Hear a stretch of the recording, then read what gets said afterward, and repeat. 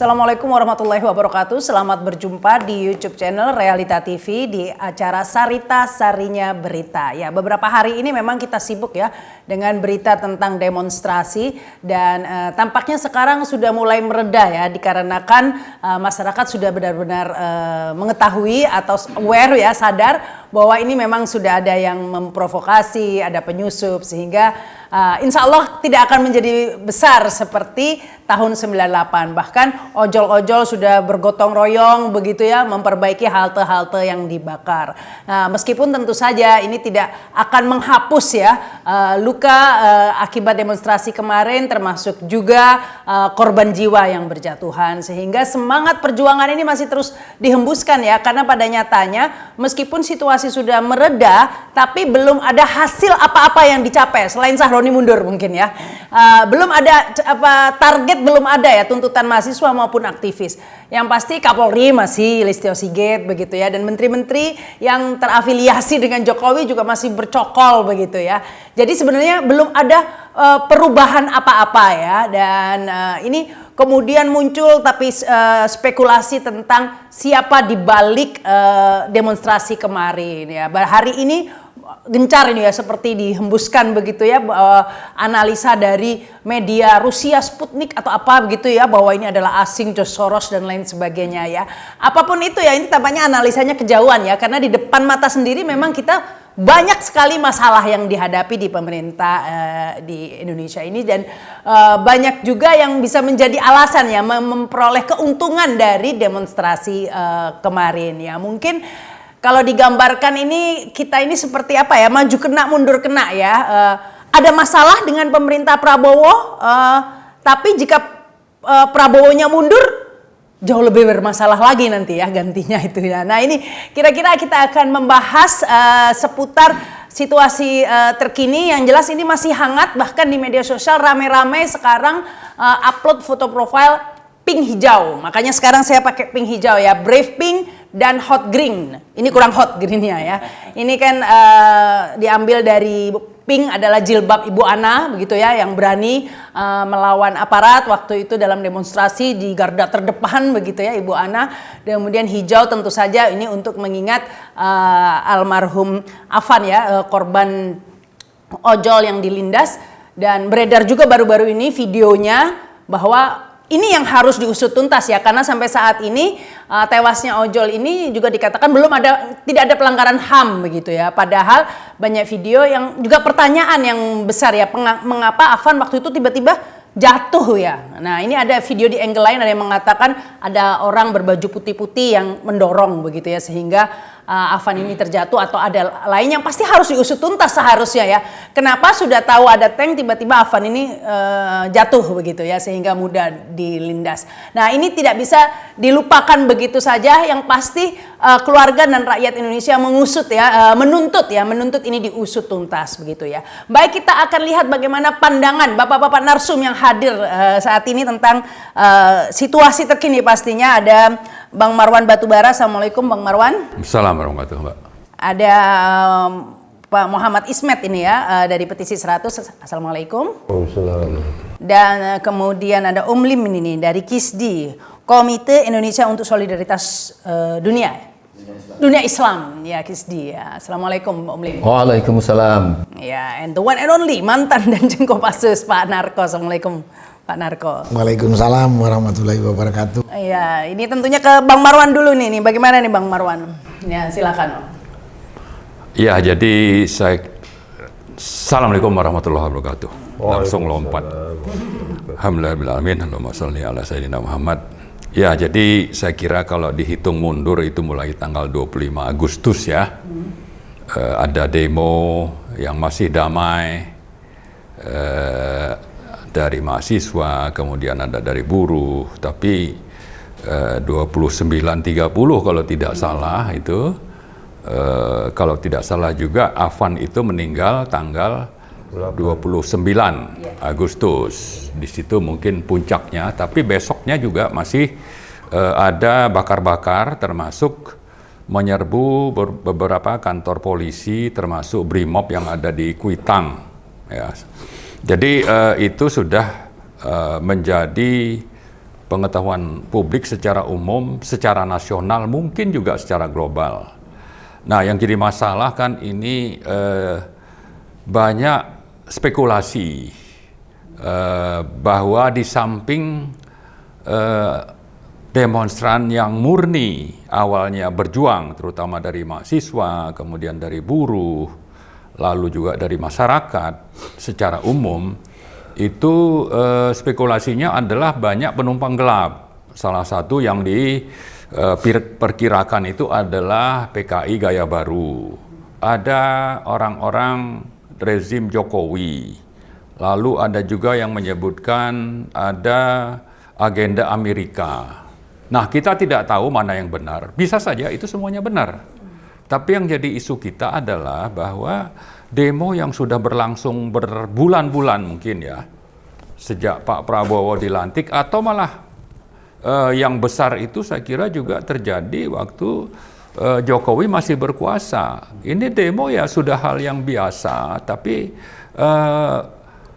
yang dituntut itu tidak pernah terkabul, tidak dipedulikan.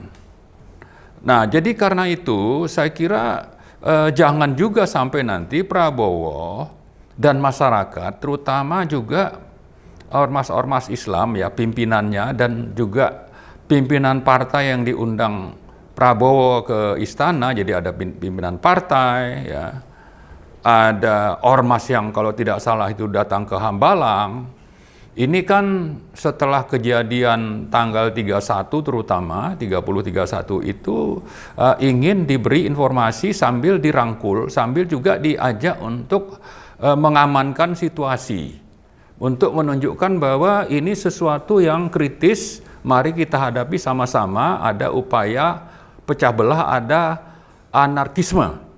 Ini kan coba dibuat seperti itu. Sambil ini terus disebar ke publik dan ditunjukkan bahwa ormas dan partai-partai ini satu kubu atau satu sepihak lah ya, mendukung pemerintah. Nah, bagi kita sebetulnya yang sudah selama ini cukup banyak mengikuti demonstrasi di depan DPR atau di Patung Kuda atau di depan MK atau itu mungkin ke depan istana ya, intinya kan yang kita tuntut itu sesuatu yang memang sangat sejalan dengan kepentingan orang banyak dan kepentingan negara, sesuatu yang ingin kita tuntut ada perbaikan. Nah itu. Nah, jangan sampai perbaikan yang kita tuntut ini itu dilupakan dengan datangnya tadi pimpinan ormas, kemudian pimpinan partai. Jadi isunya beralih untuk kita mari bersatu, mari kita kecam itu yang namanya yang demo anarkis. Tapi yang esensi tuntutan itu akhirnya dilupakan. Atau kejahatan yang dilakukan rezim Jokowi itu akhirnya bisa dimaafkan atau dilupakan. Nah, saat yang sama juga sebetulnya kan rakyat itu berharap bahwa peninggalan Jokowi ini ya, kerusakan yang ditimbulkan selama berkuasa 10 tahun itu sangat-sangat fatal ya. Termasuk misalnya anarkis terhadap konstitusi, membajak yang namanya demokrasi, itu dilakukan. Sampai-sampai banyak guru-guru besar dari kampus atau pendukung Jokowi sendiri yang berubah sikap, mengecam Jokowi karena kejahatan yang dilakukan. Dan ini sebetulnya dituntut oleh masyarakat untuk diperbaiki oleh Prabowo. Tapi itu tidak kunjung diperbaiki, dan itulah yang salah satu menjadi penyebab atau pemicu banyaknya demonstrasi. Jadi kondisi fatal yang sudah ditinggalkan Jokowi itu tidak kunjung diperbaiki, kemudian malah Prabowo itu juga sama sikapnya meneruskan kebijakan Jokowi, lalu coba untuk ini menenangkan rakyat itu dengan cara mengundang pimpinan partai dan ormas tadi untuk menenangkan masyarakat, sehingga terjadilah pengalihan isu. Dan kita bicara tadi kerusakan yang diharapkan ada perbaikan itu tidak akan terjadi kalau seperti ini.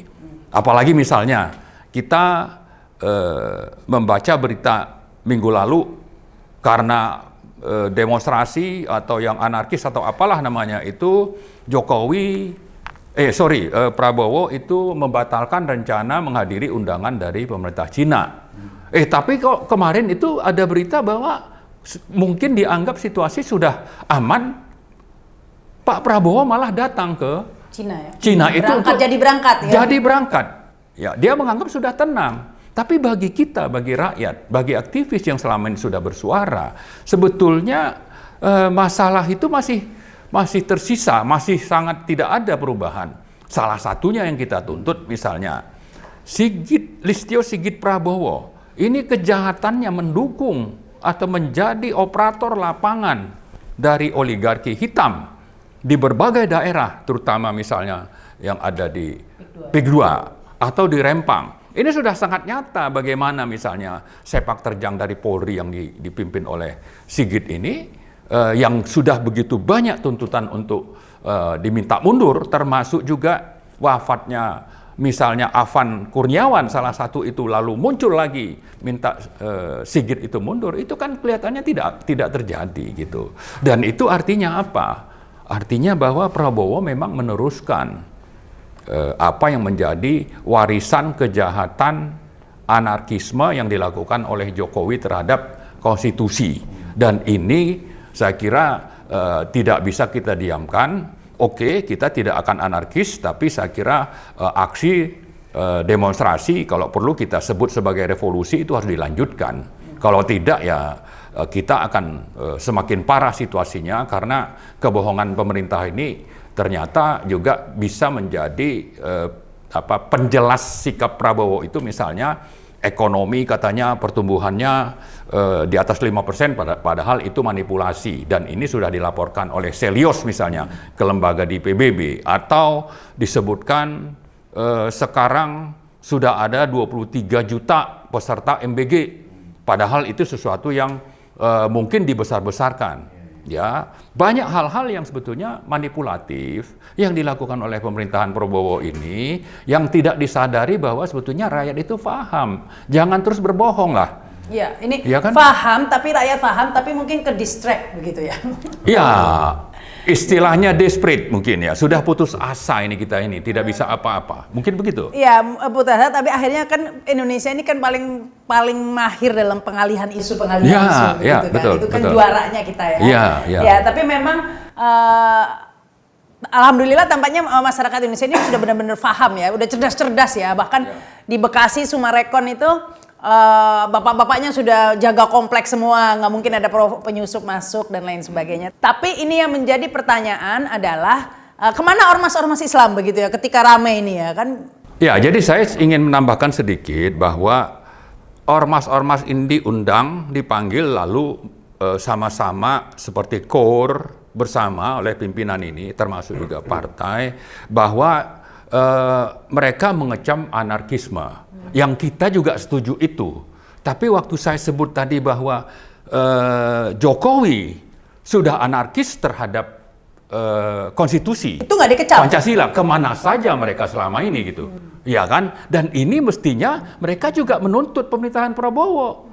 Jangan cuma ini demo anarkis saja, tapi anarkisme yang dilakukan Jokowi dan coba dilanjutkan Prabowo, mereka bicara apa?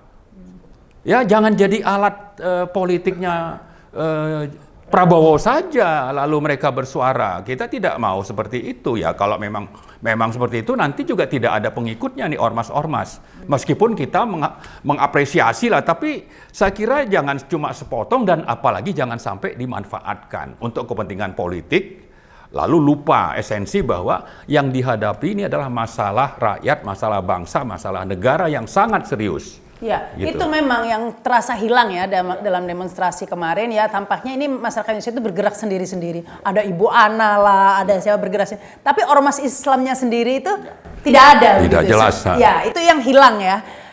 Dari sebelumnya sekali-kalinya ada diundang Prabowo, kemudian mengecam demo anarkis, which is itu memang semua orang setuju, tapi akar permasalahannya sendiri nggak dibahas ya. Seakan-akan ini case close gitu dengan kita damai. Damai belum berarti damai, tapi itu artinya damai sementara tapi menyimpan bom waktu kalau akar permasalahannya. Bara apinya ini tidak dipadamkan begitu ya. Ini hanya reda sesaat itu artinya. Tetapi permasalahan itu sendiri masih ada begitu. Nah, ini ada kesan ini. Saya mungkin langsung ke Pak Narko ini ya, karena kan disebut tuntutan sebenarnya itu bara apinya itu adalah sudah disuarakan oleh Purnawirawan TNI beberapa waktu lalu ya, agar memakzulkan Gibran begitu ya. Tapi yang terjadi saat ini tampaknya publik sudah lupa lagi dengan isu tersebut, sibuk ngurusi Iron Man-nya Sahroni begitu ya. Saya bukan mendukung Sahroni, tapi memang itu kenyataannya ya, tampaknya sudah disimplifikasi dengan anggota DPR ini. Tapi bagaimana Gibran akan dimaksulkan yang ada ternyata justru ya, meskipun DPR bukan bagus, ya juga tidak bagus, juga bermasalah, tetapi ini akar permasalahannya ini jadi kayak di pengalihan isu begitu, Pak Narko. Makasih Bu Rahma. Assalamualaikum warahmatullahi wabarakatuh. Waalaikumsalam. Menanggapi apa yang disampaikan tadi, yang pertama tadi bahwa terjadinya unjuk rasa kerusuhan dari 25 Agustus, kemudian 28, 29, 30, 31, di mana 28 itu juga unjuk rasa yang aneh menurut kita yang memperhatikan, berbeda dengan 28. Berbeda dengan 28 itu. Kemudian ada yang ngomong, ya terus terangnya saya katanya yang ngomong si Indro Priyono itu kan, bahwa ini ada anasir asing bermain gitu. Omong kosong itu semua. Ya, permasalahan bangsa ini memang sudah ruwet banget, sudah menjengkelkan buat semua rakyat. Ini adalah akumulasi dari ketidakpercayaan, ketidakpercayaan dan masyarakat itu kepada pemerintah sendiri. Karena itu pada kesempatan itu omong kosong kalau bilang ada anasir asing lah, ya. Tapi kalaupun ada itu hanya menumpangi saja begitu. Ini Ya? semua terjadi karena ketidakpuasan dan ketidakpercayaan pemerintah kepada pemerintah sekarang, rakyat kepada pemerintah sekarang. Karena sangat terlihat Prabowo ini sebetulnya jadi presiden adalah ya kalimat yang paling kasar saya, bonekanya presiden sebelumnya dalam hal ini Jokowi. Kebetulan saya purnawirawan sejak Februari 2024 kemarin kita udah bikin pernyataan, bikin surat. Kita lihat ada yang tak beres di pemerintahan Prabowo. Karena itu kita menyarankan ada beberapa poin dan Purnawirawan siap membackup kalau misalnya Prabowo menghadapi tekanan atau perlawanan. Banyak purnawirawan, bukan cuma Sunarko doang, ribuan kalau nggak bilang puluhan ribu. Tapi laksana tidak ada sampai sekarang, sudah masuk ke hampir berapa tahun nih. Sekarang sudah September ya tadi ini Februari 2025 sampai sekarang udah hampir 9 bulan. Dari situ sudah gampang kita simpulkan bahwa Prabowo itu tidak punya kekuatan dan tidak punya keberanian untuk menjalankan pemerintah ini dengan benar sesuai harapan rakyat. Ya. Ini kalau Jadi dari situ kita bisa lihat ini sama dengan Jokowi periode ketiga walaupun presidennya ganti. Padahal kita sudah siap untuk backup. Apalagi yang mau dikatakan seperti itu. Nah, ada unjuk rasa itu saya ngelihatnya simpel saja. Ini ketidakpuasan dan ketidakpercayaan rakyat sebagai pemegang kedaulatan, kemudian meminta kepada orang yang beri amanah dalam ini eksekutif, pemerintah, presiden dengan kabinetnya dan DPR yang tidak menjalankan aspirasi rakyat atau amanah rakyat. Bagaimana mengelola negara ini. Dan kalau Prabowo mau, langkah yang paling pertama harus dilakukan membentuk pemerintahan yang bersih dan kuat. Dan itu sudah dijanjikan oleh Prabowo. Walaupun yang ngomong waktu itu saya ingat betul si Ahmad Muzani bahwa Prabowo akan menyusun kabinet Jagen, kabinet profesional. Buntutnya dibentuk sekarang kabinet super gemuk yang isinya adalah orang-orang yang tidak profesional, tidak kompeten. Bagaimana kalau Prabowo mengambil pembantu orang-orang yang tidak kompeten, tidak profesional, mau bekerja dengan efektif melaksanakan permintaan atau amanat dari rakyat. Omong kosong. Di situ ada maling, ya kan? Di kabinet Prabowo itu ada yang diduga kuat maling besar dan banyak. Terus belum lagi yang ditempatkan di badan-badan lain. Kalau itu bukan hanya menteri doang, yang namanya pembantu presiden itu ya Panglima TNI dan ya Kapolri, apalagi Kapolri. Ini penjahat besar. Kenapa saya bilang Kapolri penjahat? Dari mulai Pilpres, bagaimana sepak terjang polisi? Bagaimana? Mengancam rakyat dan jadi pesuruhnya salah satu kontestan. Yang saya katakan jadi pesuruhnya apa? Yang antar bansos itu kan polisi, sebagian, dan aparat desa. Ini kan nggak boleh. Saya bilang ini penjahat besar nih. Kalau aparat desa berarti di bawahnya Menteri Dalam Negeri Tito. Ini buktinya banyak sekali. Aparat desa diancam, dikumpulkan, diancam, dan dikasih anggaran untuk mempengaruhi rakyat. Polisi nganter segala macam. Nah kalau orang kayak gini masih dipakai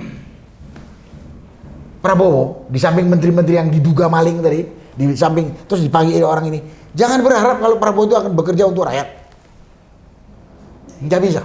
Karena itu kita sampaikan, Purnawira menyampaikan, Bapak kalau mau bekerja susun dulu kabinet yang bersih, profesional, yang amanah.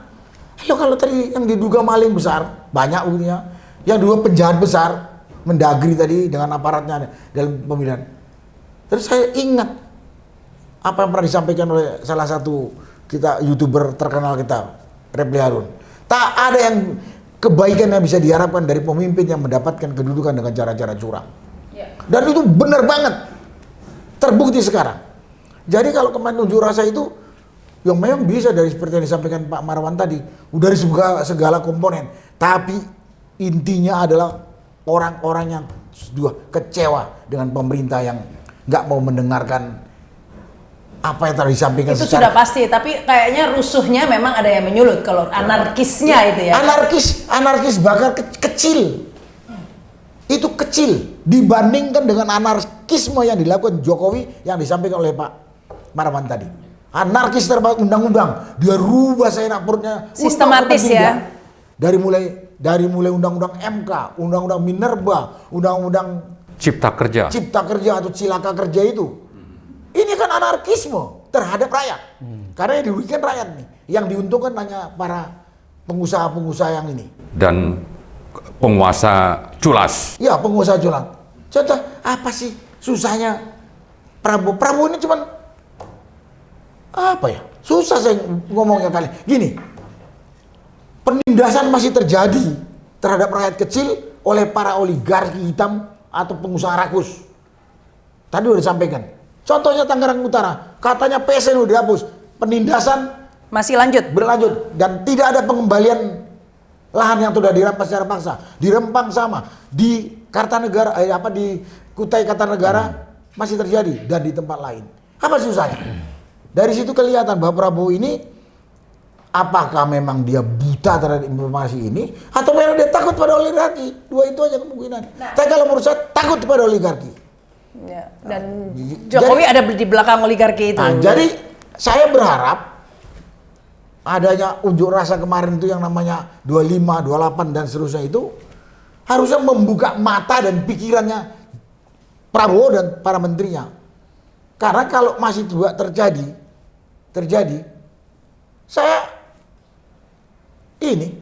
saya menduga akan terjadi akumulasi yang lebih besar dari itu tadi. Karena nggak ada yang didengar kok. Nggak ada yang didengar kok sama Prabowo. Sekarang dalam kondisi kita compang-camping, pergi dah ngadirin ada acara show of force, kekuatan angkatan perangnya Cina ke sana itu ke Beijing ya, ke Cina lah pokoknya. Dalam keadaan negara seperti ini. Negara yang masih membutuhkan perhatian. Enggak. Ini sekarang sembunyi.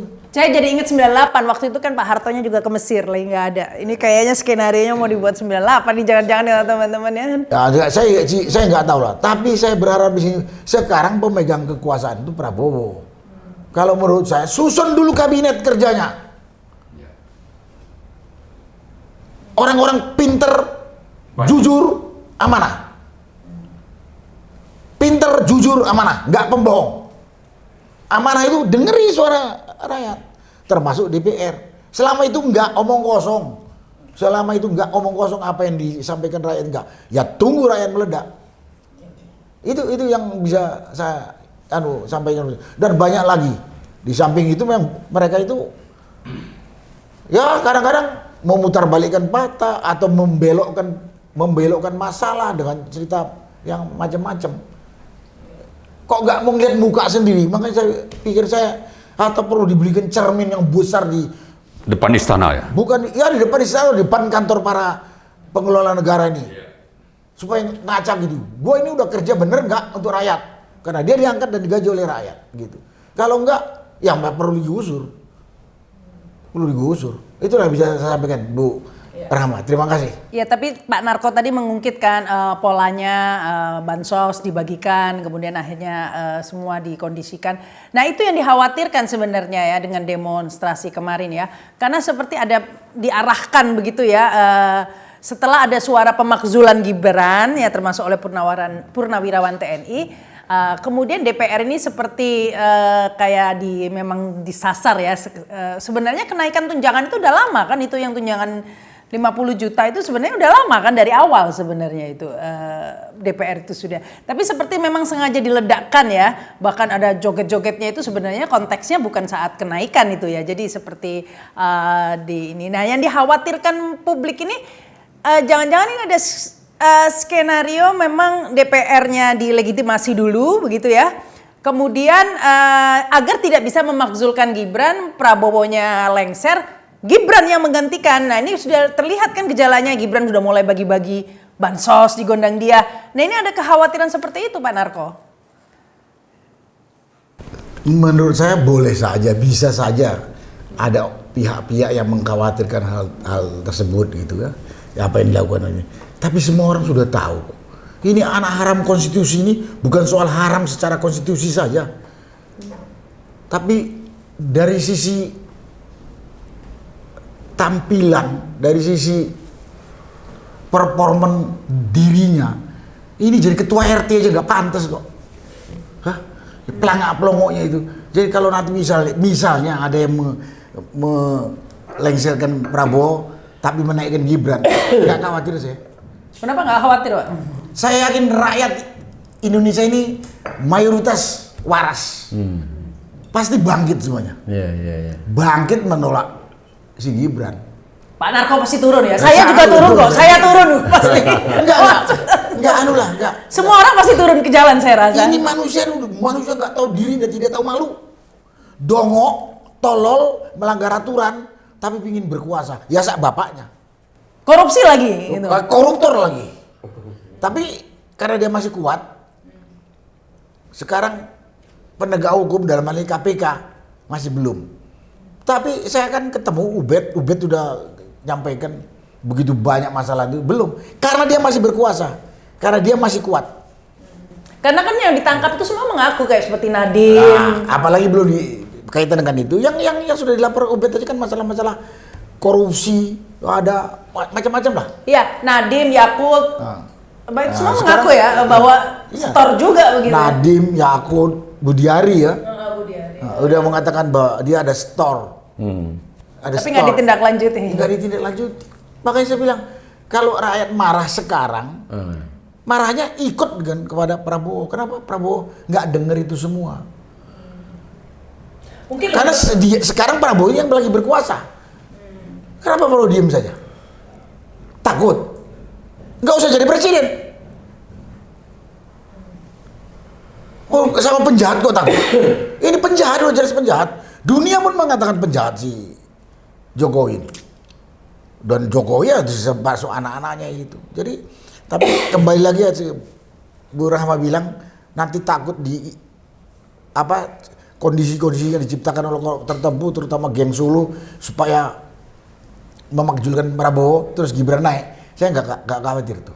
Karena itu saya yakin bisa jadi pemicu rakyat marah untuk mengganti pemerintahan yang ada sekarang ini. Karena itu kalau kita ngomong keras gini, saya berharap Prabowo itu nggak budek, termasuk pembantunya. Punya tanggung jawab nggak? Punya malu tidak? Bahwa dia punya kekuasaan. Walaupun dia katanya punya komitmen atau punya perjanjian dengan Jokowi sebelum dilantik, itu udah nggak bisa nggak bisa disembunyikan lah. Walaupun mulut Prabowo mengatakan saya tidak di bawah kendali Jokowi, saya bukan bonekanya Jokowi.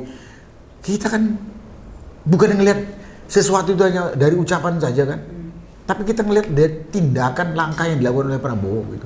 Kalau dia punya komitmen, dia kan tahu sekarang komitmen saya itu salah. Sekarang saya perbaikin. Orang bisa saya salah, tapi masalah salah terus berlanjut terus sampai bisa menyengsarakan rakyat. Makin menjadi-jadi kan dosanya Prabowo itu kan. Ya mungkin ini Pak Narko lebih baik kali kalau kemudian Gibran naik begitu ya, biar sekalian revolusi aja. Iya, sekalian revolusi aja. Karena lebih bagus sih deh, suruh naik aja deh. Iya, betul. Biar semuanya bubar dah. Daripada ini saya bilang, saya yakin orang waras di Indonesia ini masih lebih banyak daripada yang tidak waras. Iya. Saya yakin itu. Ya, terbukti saat ini nggak berhasil juga kan, iya, orang betul. langsung menyadari ya. Tapi saya ke Om Lim ya, kembali soal ormas Islam ini yang hilang ya. Orang menanyakan peran ormas Islam ini, Om Lim ya. Apalagi Om Lim ini dari KISDI ini. Kalau Om Lim lihatnya seperti apa nih? Ya, saya kembali mengambil satu kalimat dulu dari Pak Narko tentang kondisi atau situasi sekarang, bahwa kita ini dalam keadaan porak-poranda. Kalau saya mengatakan negara kita sekarang ini dalam keadaan compang-camping. Kalau saya sebagai kontraktor, saya tahu bagaimana sebuah bangunan dibuat sampai bertahun-tahun, tapi untuk meruntuhkannya itu dalam satu hari bisa, tapi bagaimana cara membangunnya kembali.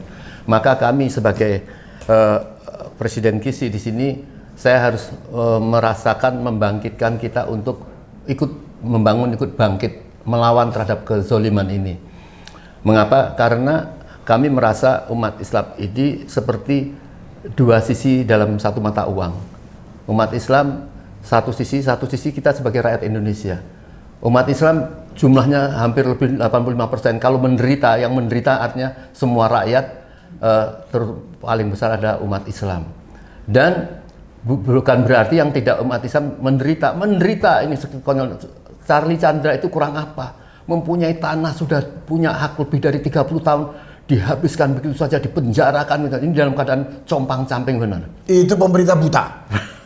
Ini, maka saya turut bersyukur kemarin saya sudah bertemu dengan para pimpinan-pimpinan ormas bahwa setelah diundang Prabowo untuk kita apresiasi juga lah ya. Artinya mungkin Prabowo sedang menelusuri mengundang ormas Islam apa yang akan menjadi masukan. Tetapi teman-teman semua menyatakan bahwa kita tidak ingin hanya dijadikan subordinat, tapi harus mendorong apa yang harus dilakukan, termasuk kepada investasi-investasi yang tidak adil kepada rakyat Indonesia. Peminjaman tanah sampai puluhan tahun, sawit, izin dan sebagainya tidak digunakan secara maksimum, maka rakyat Indonesia harus segera dimenangkan. Kemarahan rakyat dalam keadaan demo kemarin itu, ini ya bolehlah mungkin ada faktor dari luar, tetapi mengapa bisa begitu hebat? Karena rakyat ini sudah menyimpan rasa sakit ya, terhadap rezim 2 periode Jokowi yang sangat menyisakan kepiluan ini. 2 periode berlanjut. Iya. Saya ada kontak dari teman-teman di luar. Dia tidak bisa menggambarkan bagaimana keadaan Indonesia. Jadi melihat mereka seolah semua itu menjadi demo semua, tapi faktanya kan seperti itu. Cuma bagaimana menggambarkan. Oleh karena itu, memang harus segera rakyat bersama orang-orang waras, kata Pak, harus jangan sampai dituduh-tuduh ya, bahwa forum Purnawirawan itu dituduh bahwa akan pura-pura mau menjatuhkan Gibran, tapi itu pada yang akhirnya nuduh itulah yang nggak waras. pada akhirnya nanti yang akan dijatuhkan adalah Prabowo. Itu kan tuduhan mereka. Tetapi sekarang sudah terbukti bahwa mereka yang sudah kebelet seolah-olah mungkin ingin menjatuhkan Prabowo ingin segera bangkit. Inilah bahayanya Jokowi. Maka dari awal kita selalu katakan, konsentrasi Jokowi itu hanya satu. Apakah Prabowo masih menjaga keamanan dia atau tidak? Apabila dilihat sudah tidak, seolah-olah dibiarkan orang-orangnya dia ketangkap dan sebagainya. Ini adalah sebagai reaksi-reaksi itu. Ada Tom Lembong ya kan, Tom Lembong 0 itu kayaknya udah mulai agak bandel-bandel dikit nih orang kan. Mengapa? Kapolri sudah seperti itu. Rakyat sudah menuntut. Ini berbahaya kayaknya. Ada instruksi seolah-olah nanti kalau posmu ya apa itu markas Brimob atau apa itu sampai dilakukan perlawanan rakyat suruh nembak tegas. Ini kan perintah biadab dari seorang Kapolri yang tidak bertanggung jawab pada rakyat. Rakyat saya kira bukan untuk meneruskan kerusuhan, tapi harus menunjukkan bahwa kita marah.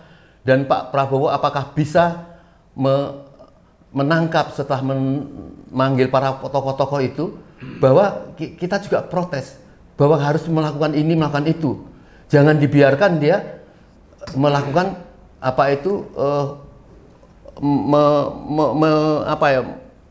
mengendalikan.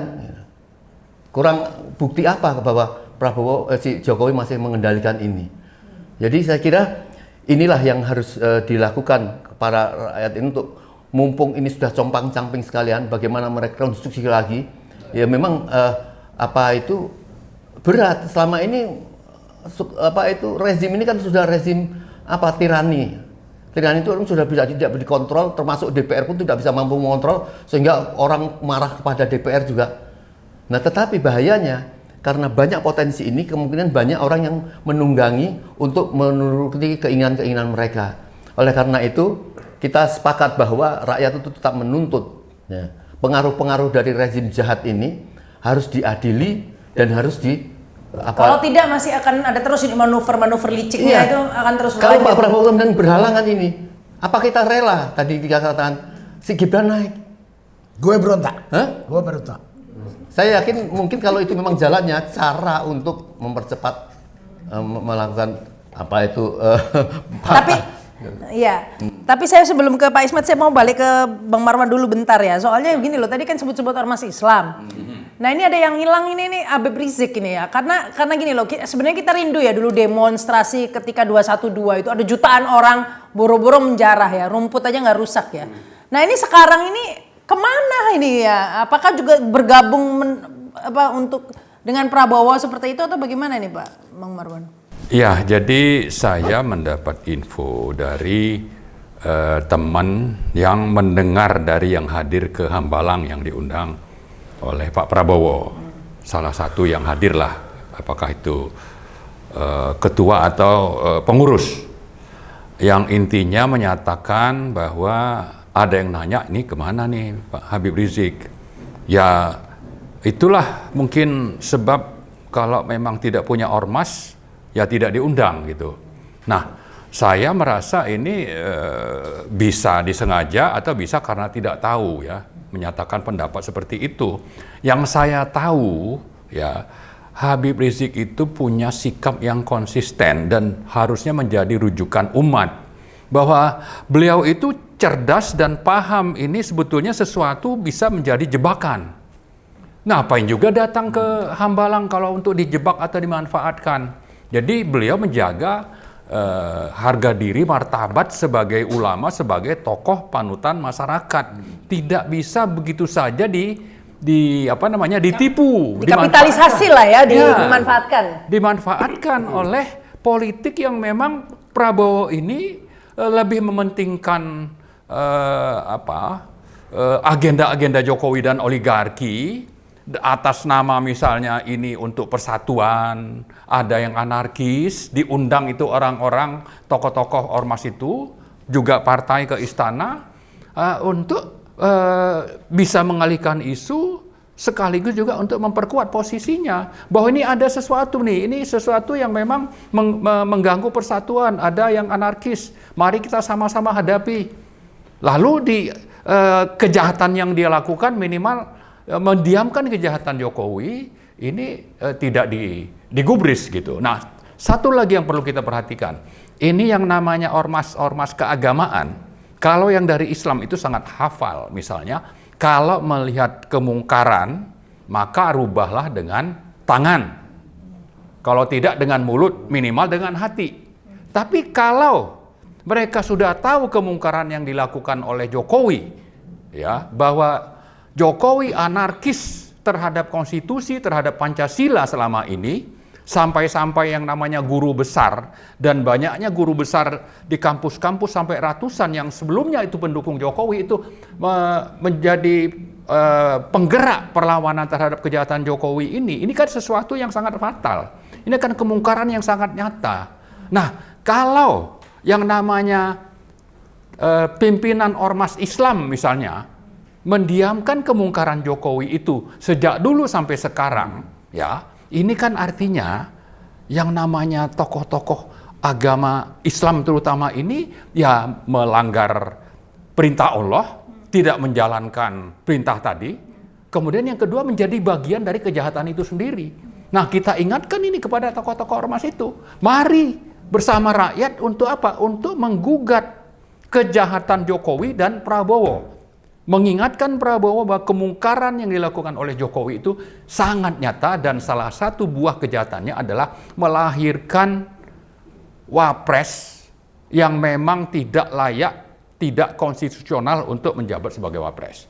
Ini kita ingatkan, Anda jangan sampai melanggar perintah Allah dan menjadi bagian dari pelaku kemungkaran itu sendiri. Kepada terutama ini tokoh-tokoh atau pimpinan ormas Islam, saya kira agama lain juga tidak akan setuju dengan kemungkaran yang berlangsung.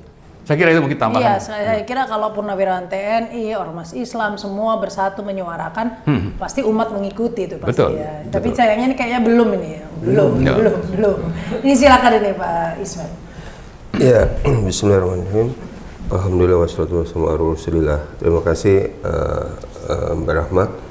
Ya, saya melihat bahwa kondisi politik yang genting saat ini sebenarnya kan bukan instan, ya, tapi dia punya historis sejak terutama ya sejak Jokowi berkuasa, ya, sampai kemudian ini ya dalam tanda kutip ketika Prabowo diperkirakan akan menjadi presiden, kan diminta untuk melanjutkan apa yang sudah Jokowi lakukan. Nah, kemudian saya pikir kejadian wafatnya almarhum Afan itu merupakan trigger. Kan tidak terbayang dalam pikiran kita mungkin. Selama ini kita berpikir aktivis, buruh, mahasiswa, tapi nggak pernah berpikir ada ojol gitu. Dan terlepas dari ada intervensi ya cewek-cewek atau apa, yang jelas pasukan ojol itu kelihatan luar biasa dalam waktu singkat itu bisa dikonsolidasikan. Nah, kalau tidak ada peristiwa Afan itu, kemarahan rakyat itu yang terpendam sedemikian rupa, saya menduga tidak mungkin terjadi ya dalam, kalau kita bisa bilang, kerusuhan kemarin itu kan, sampai melampiaskan betul ya, terhadap kelakuan para alek-alek DPR. Ya, ada ya walaupun ada rekayasa video atau TikTok joget-joget mereka, tapi yang jelas memang kelakuan anggota DPR itu yang perlu dikritisi habis itu. Ya, sehingga ada istilah apa, bukan lagi Dewan Perwakilan Rakyat, tetapi Dewan Pengkhianat Rakyat atau Dewan Penipu Rakyat. Dan ini kan harus jujur diakui oleh para elit politik gitu. Ya. Nah, kemudian saya lihat Prabowo sebagai pimpinan negara kan baru-baru ini beberapa hari lalu bertemu dengan ketum partai kan. Coba kita perhatikan apa yang disampaikan. Bagi saya, dalam pandangan saya ya sebagai warga biasa, itu sangat tidak layak narasinya Prabowo pada saat itu di depan ketum-ketum itu. Bukan memberikan apa ya pandangan solusi terhadap kegentingan negara, tapi justru seperti mengklarifikasi, bahkan kayak cuci piring terhadap kelakuan para anggota DPR, dan menyatakan akan bertindak tegas kepada para perusuh dan seterusnya. Ini kan rakyat kayak dimacam diancam atau ditakut-takuti, bahkan ada perintah kepada Polri untuk tembak di tempat ya ketika menyerang kembali kantor atau markas Polri. Ini kan emang rakyat digituin tambah takut, tambah berani. Terus apalagi sampai mengatakan saya tidak akan menyerah, melawan apa ya, melawan mafia atau melawan apa gitu. Dia melawan mafia dia nggak nyerah. Ya. Melawan Jokowi dia Nyerah. kok. Ini juga kan, ini kemarahan rakyat yang kalau dalam teori sosial kan ada yang diistilah social disobedience, ya, ketidakpatuhan sosial, kemudian akan menjadi social distrust, ketidakpercayaan, dan ini sudah terjadi.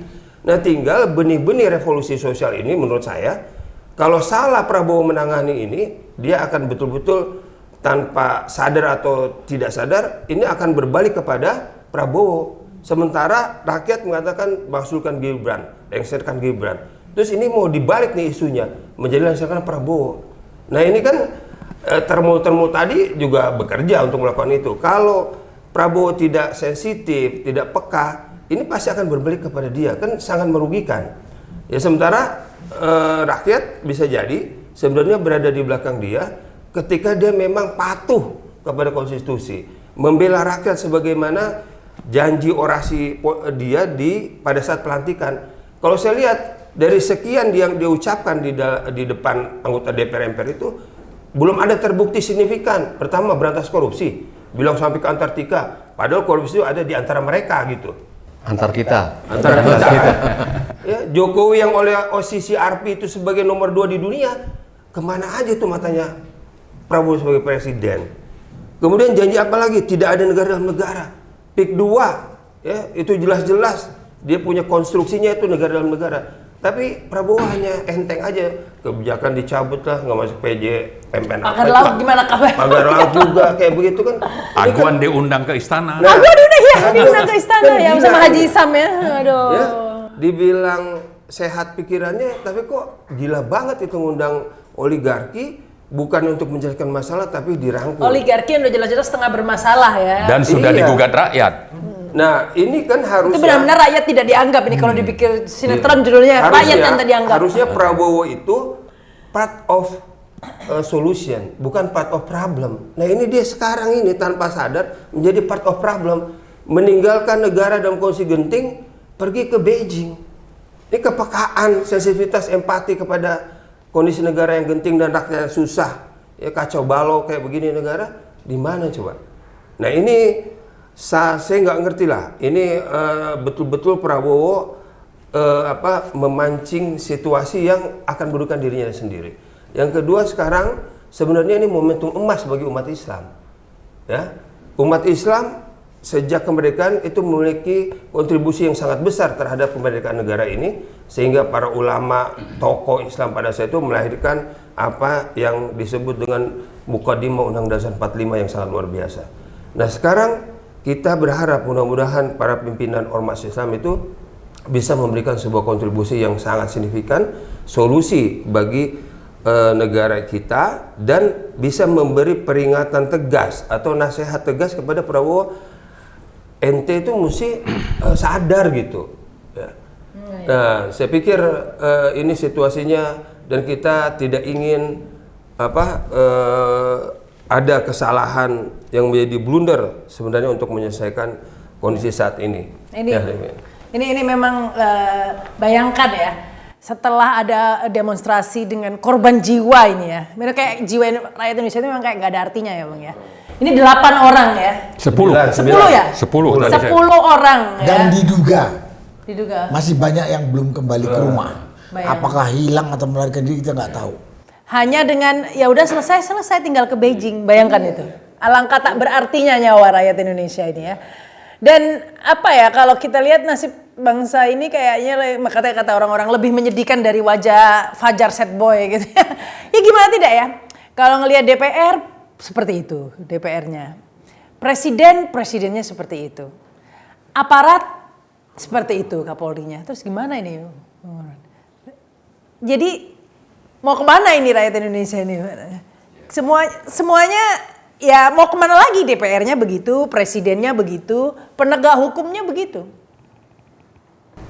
Ya, saya kira harus dipahami juga, terutama oleh yang punya posisi atau elit politik, bahwa kita harus mencari akar utama masalah itu apa.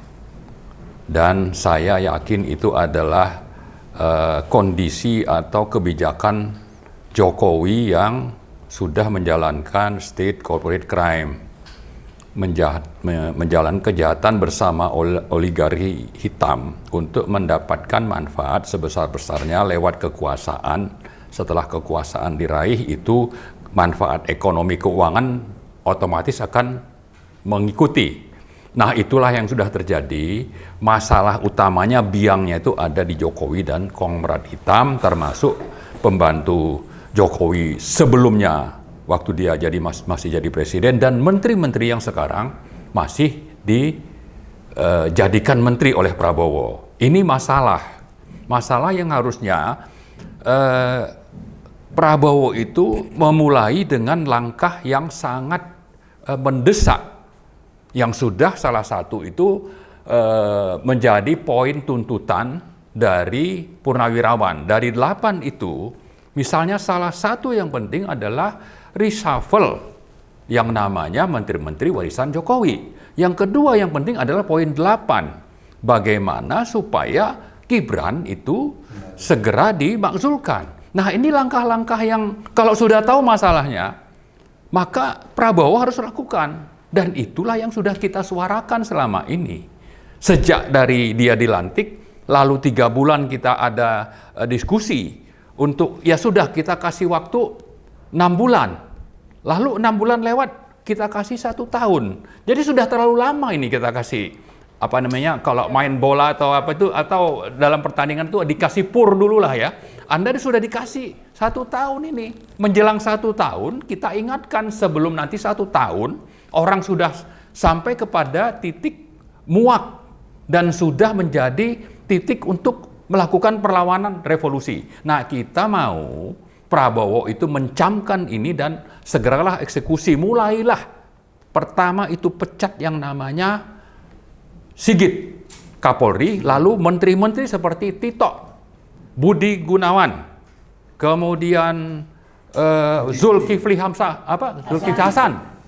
Ya. Saya kira kita Bahlil itu sangat LBP dong, jangan lupa. LBP. Apalagi setan besar itu.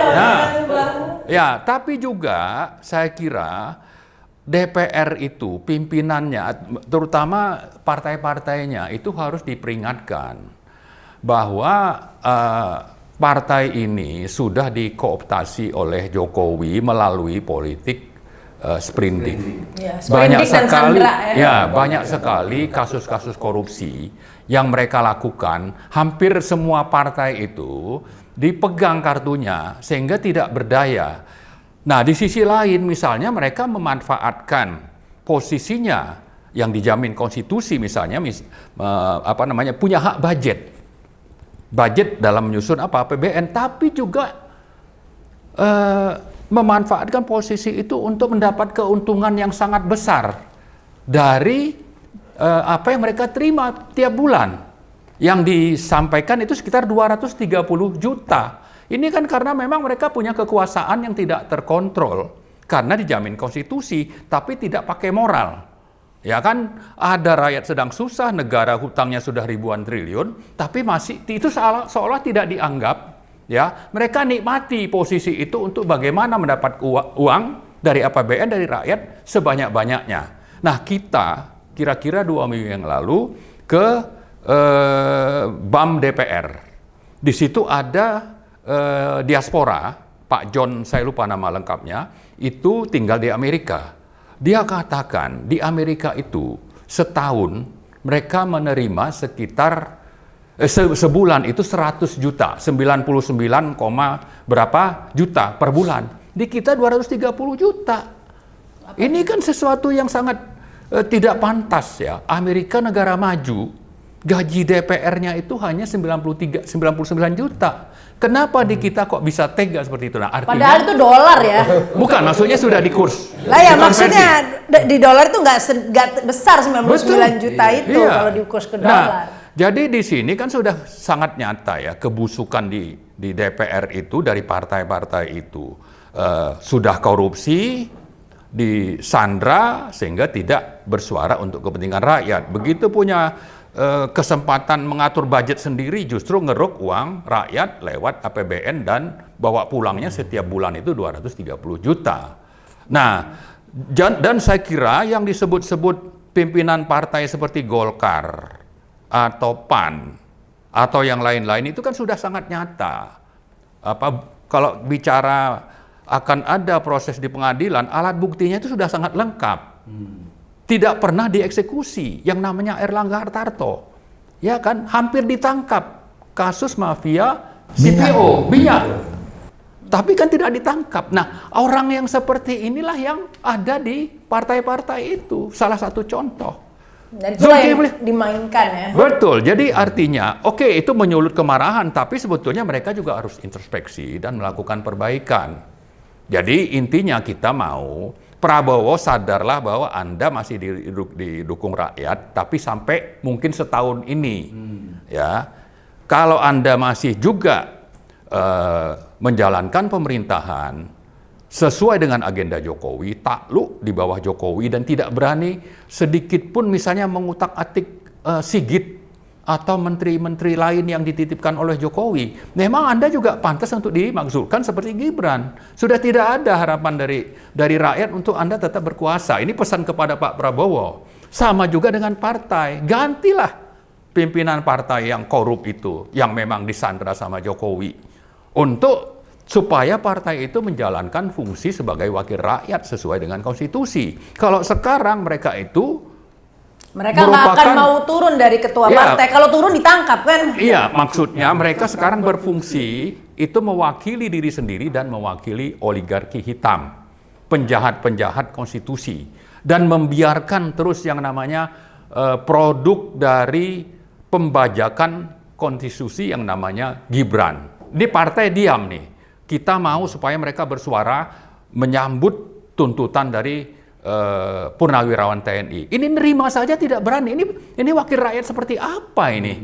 Ya kan? Oh, jadi belum diterima ini? Tidak. Sudah 3 kali tulis surat untuk ketemu.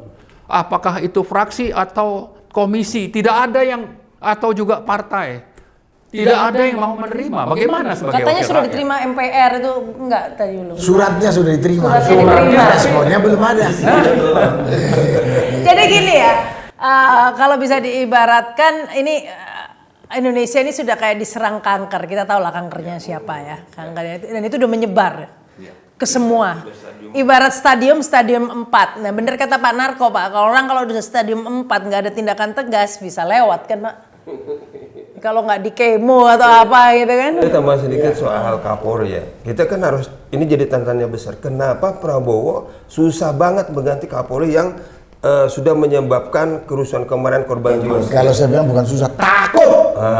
Tapi maksud saya ingin hubungkan pada pertengahan 2023 Juli atau Agustus kan Jokowi sama Xi Jinping melakukan perjanjian Chengdu. Ada 8 poin. Ya, oleh seorang tokoh disebutkan 8 poin ini mirip ya, sebangun dengan 8 poin waktu Soekarno buat perjanjian dengan Cina yang dikenal dengan poros Jakarta Peking. Nah, ini poros Jakarta Beijing. Itu saya pikir para tokoh atau perlu mengeksplor itu. Bisa jadi tadi selain takut Prabowo tuh kejerat-jerat gitu, nggak bisa mau ganti Kapolri aja nggak bisa gitu. Nah, ya boro-boro ya yang lain. Silakan Pak Narko. Saya menambahkan atau saya mungkin pesan kepada Prabowo yang sekarang menjabat sebagai presiden. Kalau dia mau betul-betul jadi presiden yang mau membawa bangsa Indonesia ini ke arah yang lebih baik. Waktunya tinggal sebulan ya. Ya, lebih baik. Langkah pertama yang dia harus lakukan, bersihkan pembantu-pembantu utama dia dari manusia-manusia kotor. Yang saya kata manusia kotor itu adalah orang-orang yang kita sudah punya catatan negatif. Koruptor, pelanggar HAM, penipu rakyat. Udah jelas kok. Kalau di menteri Tito. Ini LBP. kan pelanggar HAM. LBP. LBP, manusia rakus yang asal jabatan dikasih dia diterima. Nggak tahu di mana tahu. 27. Nggak tahu berapa aja. Itu jabatan di pemerintahan. Jabatan di perusahaan dia saya nggak tahu. Ini manusia kotor nih. Sri Mulyani dong. Ya, Sri Mulyani mungkin cuma satu ya, Menteri Keuangan doang. Kalau LBP ini belasan menteri jabatnya. Belum perusahaan pribadi dia. Ini karena namanya manusia rakus.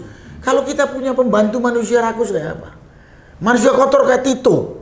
Dia bertanggung jawab atas kematian ratusan, 800-an petugas KPPS. Gak ada pengusutan. Dan kasus-kasus lain.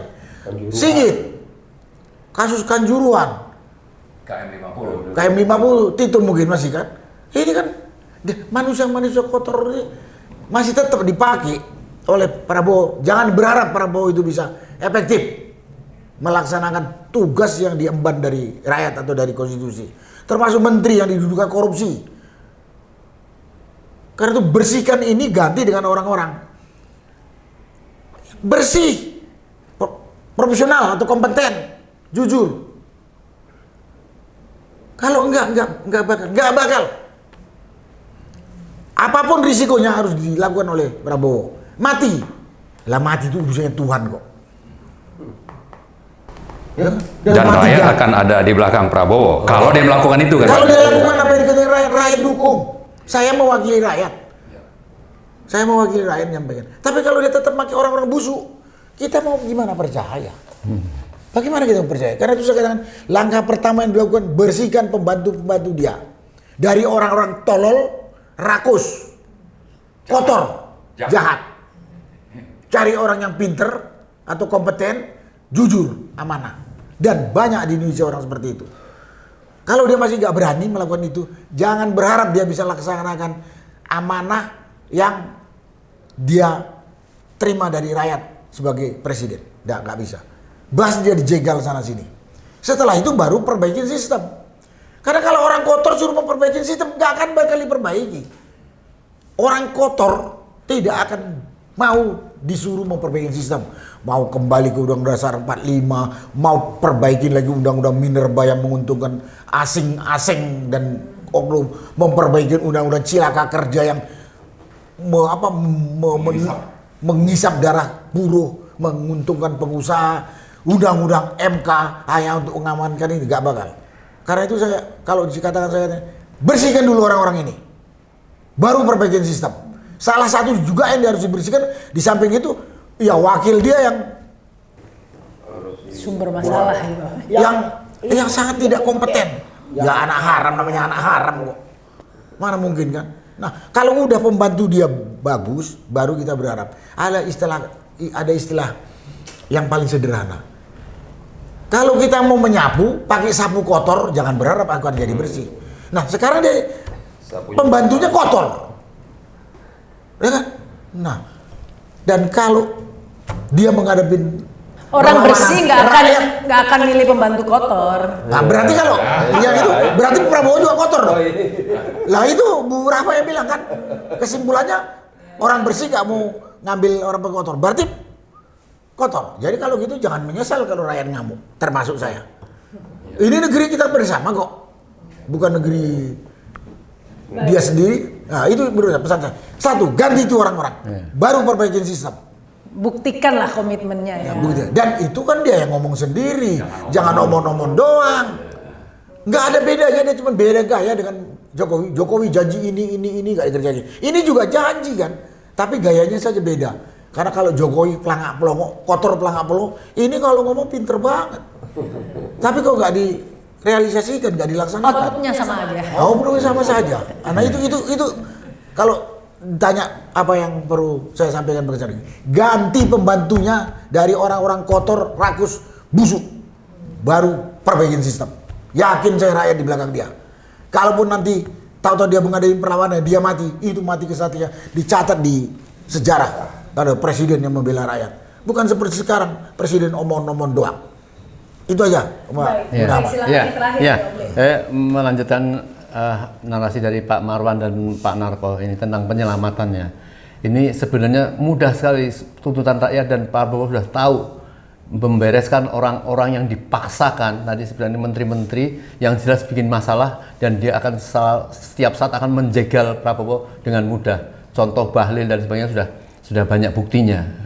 Sampai orang-orang sepuh di Jogja, Solo, saya punya senior menyampaikan, ini hati-hati nih Jokowi ini. Dia ini bukan sekedar punya penyakit watuk. Kalau watuk itu bisa disembuhkan namanya. Tapi dia punya watak. Wataknya itu sudah susah untuk disembuhkan. Paten. Jadi Kalau orang Jawa bilang Pateni. paten. Watak itu gitu. walaupun kita dalam Islam nggak boleh ya menyatukan kejahatan dengan seseorang, pembohong. Tapi susah. Dia memang boleh mau banyak bohong, tapi orang sudah menyebutnya pembohong. Yang dilekatkan dengan seseorang kejahatan itu hanya setan. Maka itu ada a'udzubillahi minasyaitonirrajim. Aku berlindung pada Allah dari setan yang terkutuk. Karena setan itu dia akan bisa dirubah gitu. Ya setan kan bisa dari manusia juga, dari jin dan manusia. Nah, jadi Bisa jadi setan juga manusia. kembali lagi, kalau mau itu yang harus dilakukan, ya.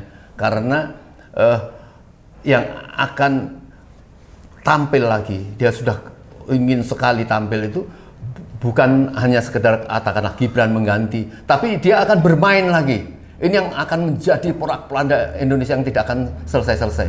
Maka satu-satunya tuh kalau kata pateni Pak. Oh itu petua orang-orang Jawa Timur. Watuk itu bisa diobatin, watak dibawa Watak harus susah. pateni. Oh, ini bukan omongan saya. Jadi itu kunci ya untuk menyelamatkan Indonesia. Saya kagum lah Pak Marwan biasanya berapi-api tadi cuman santai sampai merinci untuk ini. Jadi ini yang harus dilakukan bangsa, dan saya tentu akan rapat lanjutan dengan para tokoh-tokoh Islam yang kemarin dipanggil Pak Prabowo di Hambalang di sana gitu ya. Akan menyampaikan tidak bisa hanya suruh dukung, harus memberikan masukan-masukan apa yang harus dilakukan. Harus buat keadilan, bagaimana oligarki ini akan dibiarkan begitu saja. Banyak bangsa Indonesia untuk mengelola apa yang sekarang dipegang oleh oligarki itu sangat mudah sekali. Ya. Saya kira mungkin itu. Baik. Ini kalau tadi dikatakan ini rakyat Indonesia harus kemana nih ya, presidennya begitu, DPR-nya begitu, aparat penegak hukumnya begitu. Jadi kuncinya saya kira ya tadi itu, kita harus bersatu, rakyat yang sendiri yang bersatu ya kan. Tuhan tidak akan merubah nasib suatu kaum kalau nggak kita sendiri. Kita harus bersatu, termasuk ormas-ormas Islam, seluruh rakyat Indonesia semua bersatu. Kita dulu juga pernah melawan Belanda juga karena bersatu begitu ya. Nah jadi mungkin itu kuncinya. Kita bersatu, kita jangan biarkan negara ini terus diobrak-abrik. Ya, ini harus dihentikan. Baik, ini terima kasih Om Lim, Pak Narko, Bang Marwan, Pak Ismet, terima kasih juga yang sudah menyaksikan tayangan ini. Jangan lupa subscribe dan komen. Saya Rahma Sarita. Wassalamualaikum warahmatullahi wabarakatuh. Sampai jumpa.